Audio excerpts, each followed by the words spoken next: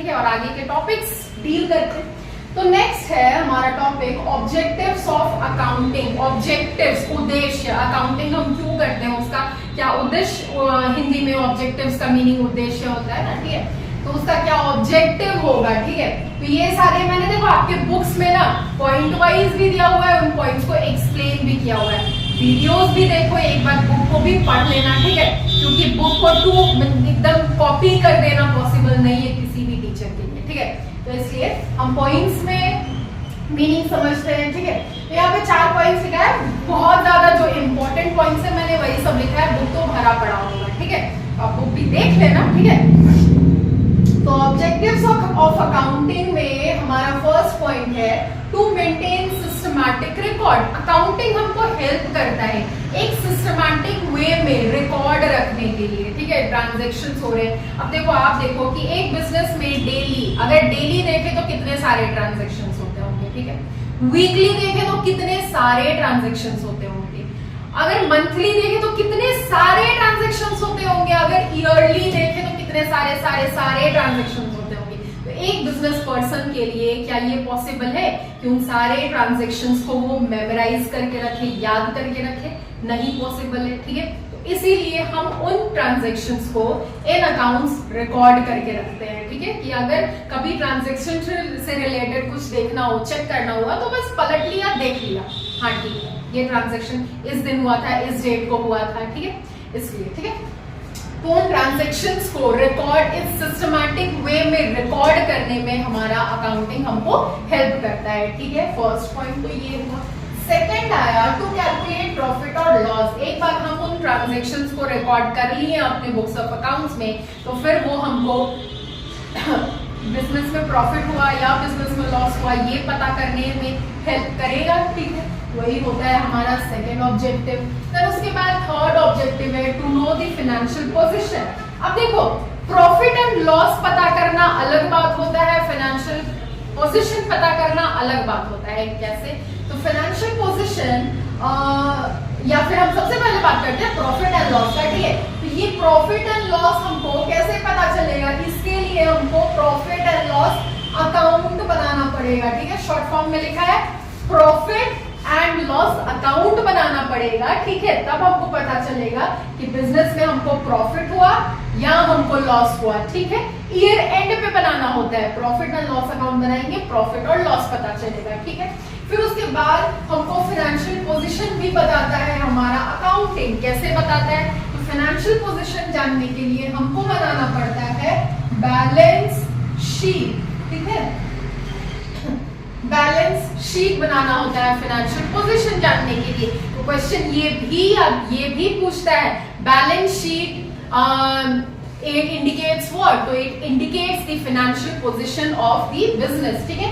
Financial position कौन बताता है? बैलेंस शीट बताता है ईयर एंड पे, ठीक है। प्रॉफिट एंड लॉस हमको कहाँ से जानने को मिलता है? प्रॉफिट एंड लॉस अकाउंट से जानने को मिलता है, ठीक है। ये सारी चीज बताने को हेल्प करता है अकाउंटिंग। फिर उसके बाद हमारा लास्ट ऑब्जेक्टिव है, लास्ट ऑब्जेक्टिव तो नहीं मैंने बोला इंपॉर्टेंट ऑब्जेक्टिव मैंने बोर्ड पे लिखा है, ठीक है। ऐसे बहुत सारे ऑब्जेक्टिव्स, बहुत सारे पॉइंट्स आपके बुक में दिए होंगे, तो बुक भी पढ़ लेना, ठीक है। तो यहाँ पे हमारा लास्ट ऑब्जेक्टिव है to provide information to users. अब जो भी हमने कम्युनिकेशन पढ़ा था लास्ट, प्रोसेस ऑफ अकाउंटिंग, ठीक है, वैसे ही अब जो भी इंफॉर्मेशन है वो हमको अपने यूजर्स तक पहुंचाना है, कम्युनिकेट करना है। वो कम्युनिकेट कैसे होगा? अकाउंटिंग ही तो हेल्प करेगा हमको कम्युनिकेट करने के लिए, ठीक है। जब तक हमको पता ही नहीं है कि मेरे बिजनेस में हमको प्रॉफिट हुआ है, लॉस हुआ है, मेरा फाइनेंशियल पोजीशन मार्केट में क्या है, तब तक हम क्या इन्फॉर्म करेंगे अपने यूजर को, ठीक है। तो ये सारे ऑब्जेक्टिव्स थे अकाउंटिंग के, ठीक है, उद्देश्य। अब देखा, ऐसा मानते हो, तुम भी मानते होगे कि हर सिक्के का दो पहलू होता है, अच्छाई है तो बुराई भी है, ठीक है। तो वैसे ही किसी एक टर्म्स का, ठीक है, अगर इंपॉर्टेंस होता है तो लिमिटेशंस भी होता है, तो दोनों ही टॉपिक्स डील कर ले हम, ठीक है। तो सबसे पहले हम डील करेंगे एडवांटेजेस ऑफ अकाउंटिंग, ठीक है। एडवांटेजेस ऑफ अकाउंटिंग, अकाउंटिंग का क्या क्या एडवांटेज है, क्या क्या मेरिट्स है, क्या क्या इंपॉर्टेंस है, ठीक है। तो फर्स्ट है हेल्प दी मैनेजमेंट। ये मैनेजमेंट को हेल्प करता है। कैसे हेल्प करता है? तो अभी तो ये इतने सारे ऑब्जेक्टिव देखे ना, ये सब हम क्यों कर रहे हैं? मैनेजमेंट को हेल्प ही कर रहा है अकाउंटिंग, ठीक है।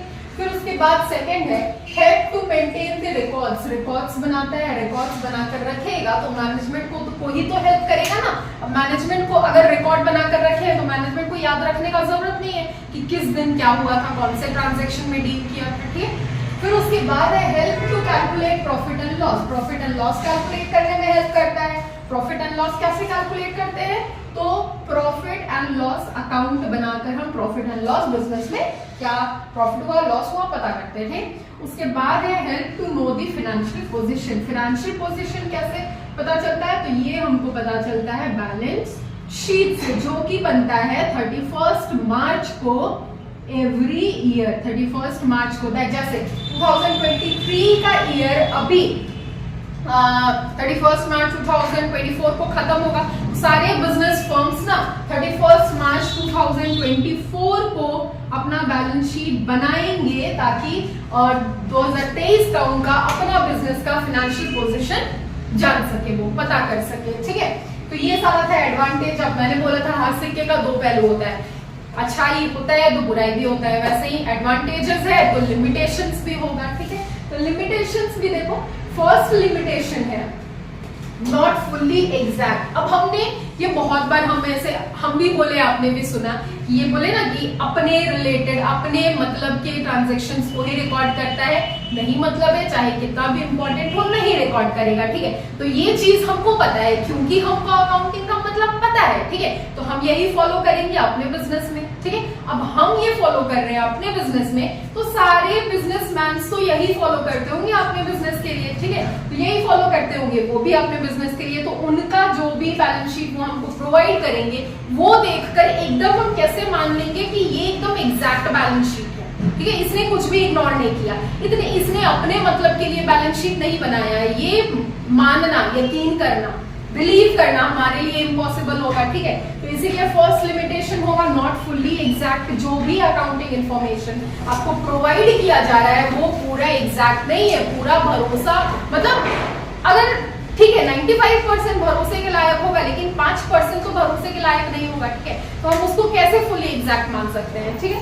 फिर उसके बाद है इग्नोर्स क्वालिटेटिव एस्पेक्ट। जो भी अकाउंटिंग इंफॉर्मेशन होता है, मैंने पहले के वीडियो में एग्जांपल दिया था, वर्कर्स बीमार हो गया, इंजर्ड हो गया, उसको इसमें यहाँ पे अकाउंटिंग में इग्नोर कर दिया जाता है। क्यों भाई, वो भी तो इम्पोर्टेंट है। वर्कर्स अगर फिट एंड फाइन नहीं रहेगा तो वो कैसे आपके लिए काम करेगा अच्छे से, ठीक है, एफिशिएंटली काम नहीं कर सकता है वो अगर फिट एंड फाइन नहीं है, तो वो भी इम्पोर्टेंट है, ठीक है। लेकिन उसको यहाँ पे इग्नोर कर दिया जाता है, ठीक है। वही देखा जा रहा है, ignores qualitative aspect. Qualitative aspect को चाहे कितना भी इंपॉर्टेंट हो यहाँ पे इग्नोर कर दिया जाता है, कहीं ये चीज रिकॉर्ड नहीं होता है, ठीक है। फिर उसके बाद है ignores price level changes.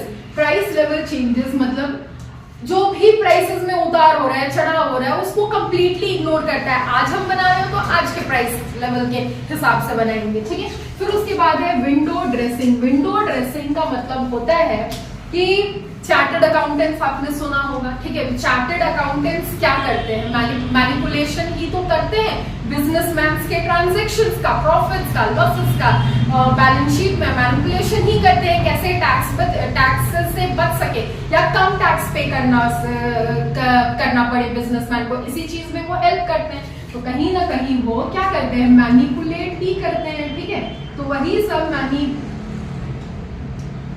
Manipulations को ही हम विंडो ड्रेसिंग बोलते हैं, जिसमें फ्रॉड प्रैक्टिसेस भी आता है, ठीक है। फ्रॉड प्रैक्टिसेस भी आता है।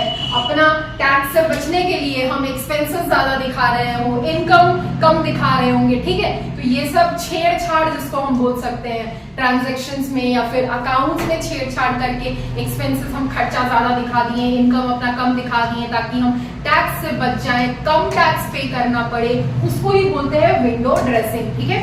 तो आज हमने देखा ऑब्जेक्टिव्स देखा, एडवांटेजेस देखा, लिमिटेशंस देखा, ठीक है। तो ये 3 टॉपिक आपको अच्छे से क्लियर हो गए। एक बार बुक भी पढ़ लेना, ठीक है। बार बार हम बुक बोल रहे हैं, तो अभी आप लोग क्लास 11 में हो, आपको ये भी डाउट होगा कि कौन सा बुक यूज करना चाहिए, ठीक है, या फिर अकाउंट्स में कौन कौन सा बुक होता है। तो देखो, एक बुक तो होता है टीएस गिरवाल, ठीक है, और दूसरा है डीके गोयल, ठीक है। दोनों ही बुक बहुत अच्छे हैं अकाउंटिंग में, ठीक है। अकाउंटेंसी में दोनों ही बुक बहुत अच्छे हैं, टीएस गिरवाल अग्रवाल और डीके गोयल, दोनों बुक अच्छे हैं। अब ये आप पर डिपेंड करता है या फिर आपके स्कूल्स पे डिपेंड करता है कि आपके स्कूल में आपके टीचर्स आपको कौन सा बुक लेने को बोले या फिर देख लो फिर, ठीक है। लेकिन दोनों बुक अच्छे हैं। डिफरेंस क्या है दोनों बुक में? तो यही है कि कहीं पे अगर टीएस गिरवाल में किसी एक टॉपिक का 3 एग्जाम्पल दिया हो तो इसमें 4 एग्जाम्पल दिया होगा, ठीक है। अगर इस बुक में 5 एग्जाम्पल दिया हो या 5 क्वेश्चन दिया हो तो यहाँ पे 4 क्वेश्चंस दिया होगा या 6 क्वेश्चंस दिया होगा, बस। बाकी और कोई डिफरेंस नहीं है दोनों बुक में। तो जो भी बुक आपको एक बार बुक स्टोर्स में चले जाना, देख लेना या फिर अपने स्कूल में अपने टीचर्स से पूछ लेना, उसके बाद ही बुक खरीदना, ठीक है। लेकिन हम हमेशा से प्रेफर करते हैं टीएस गिरवाल। क्यों?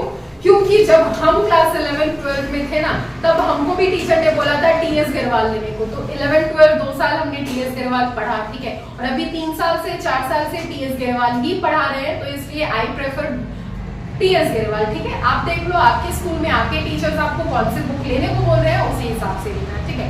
तो आज का ये तीनों टॉपिक था। उसके बाद एक और टॉपिक हम करते हैं जो कि हम बहुत बार अभी बोले होंगे, यूजर्स ऑफ अकाउंटिंग इंफॉर्मेशन, ठीक है। तो उन यूजर्स के बारे में भी जान लेते हैं, इंटरनल यूजर, एक्सटर्नल यूजर, ठीक है। तो इसको कॉपी करो, फिर आते हैं हम नेक्स्ट टॉपिक पे।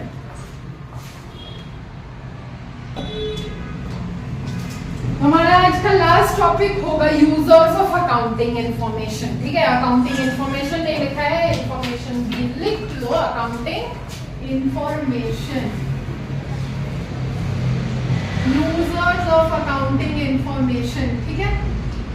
तो हम ये बोले भी बहुत बार अभी वीडियोस में, ठीक है। 2 टाइप के यूजर्स होते हैं आपके अकाउंटिंग इंफॉर्मेशन में, ठीक है। तो पहला यूजर होता है इंटरनल यूजर, दूसरा यूजर होता है एक्सटर्नल यूजर। बहुत ही डीप में मीनिंग के साथ आपके बुक में भी दिया हुआ है, तो बार बार हम बोल रहे हैं बुक्स भी पढ़ लेना, ठीक है। केवल वीडियोस देखो, अच्छी बात है, ठीक है, लेकिन बुक को इग्नोर मत करो, उसको भी पढ़ लो, ठीक है।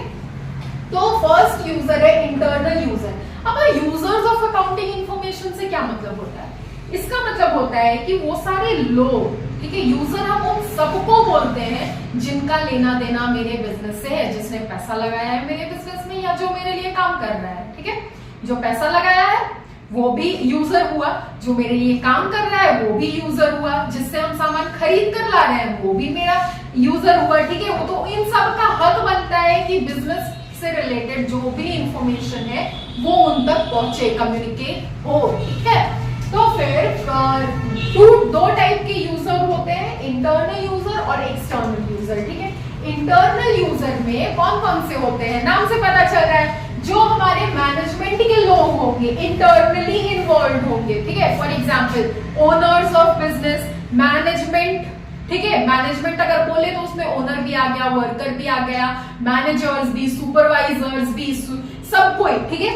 फिर उसके बाद हमारे एम्प्लॉयज, वो भी तो यूजर हुए, ठीक है। वो भी तो बिजनेस के लिए काम कर रहे हैं, प्रॉफिट आप, ताकि आप प्रॉफिट अच्छे से अर्न कर पाओ, ठीक है। तो उनको भी तो ये पता चलना चाहिए कि लॉस हुआ है, प्रॉफिट हुआ है। अगर लॉस हुआ तो उनको और ज्यादा मेहनत करना है, अगर प्रॉफिट हुआ तो उनको उस हिसाब से प्रॉफिट मैक्सिमाइज करने के लिए उस हिसाब से वो काम करेंगे, ठीक है। ये तो हुआ इंटरनल यूजर। फिर उसके बाद एक्सटर्नल यूजर। अब यहाँ पे मैनेजमेंट का बात हुआ, ठीक है। इंटरनली जो मैनेजमेंट में इन्वॉल्व है, यहाँ पे एक्सटर्नल यूजर बोल रहे हैं, यहाँ पे बाहर के लोग इन्वॉल्व होंगे। कौन कौन से बाहर के लोग इन्वॉल्व होते हैं? बैंक्स, ठीक है।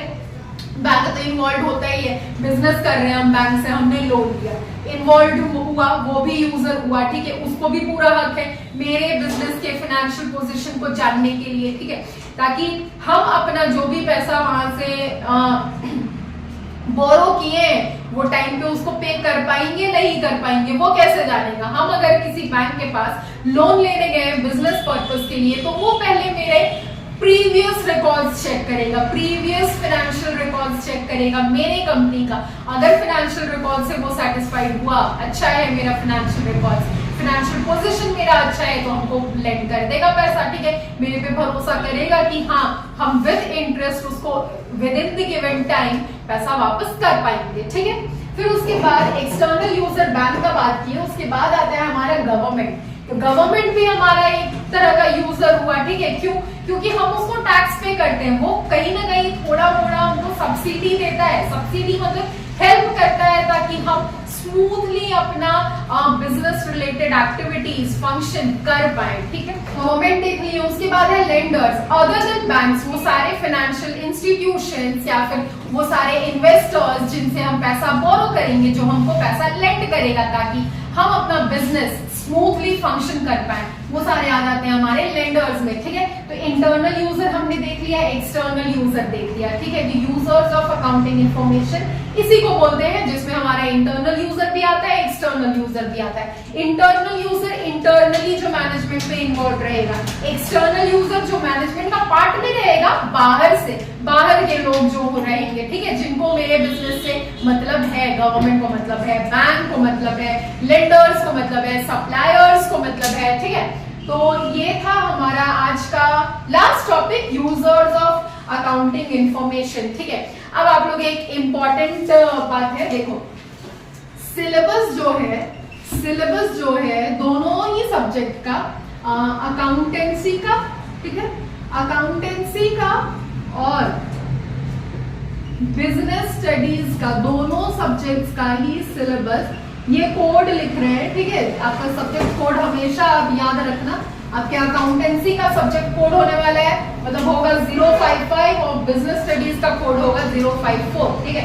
तो इन दोनों ही सब्जेक्ट्स का सिलेबस जो है टेलीग्राम में अपलोडेड है, ठीक है।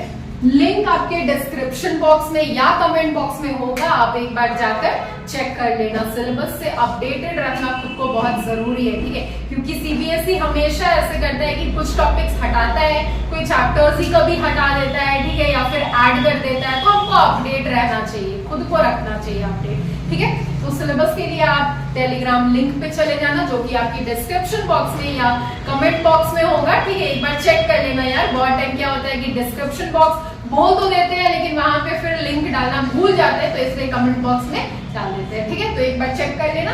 तो फिर आज का क्लास को बहुत ज्यादा लेंथी ना बनाते हुए यहीं पे थम जाते हैं और फिर मिलते हैं नेक्स्ट क्लास में। ये चैप्टर अभी खत्म नहीं हुआ है, अभी भी कुछ थोड़े बहुत पॉइंट्स हैं इस चैप्टर के जो कि हम नेक्स्ट क्लास में कवर करेंगे। तो फिर चलो, फिर अच्छे से पढ़ो, बाय, थैंक यू।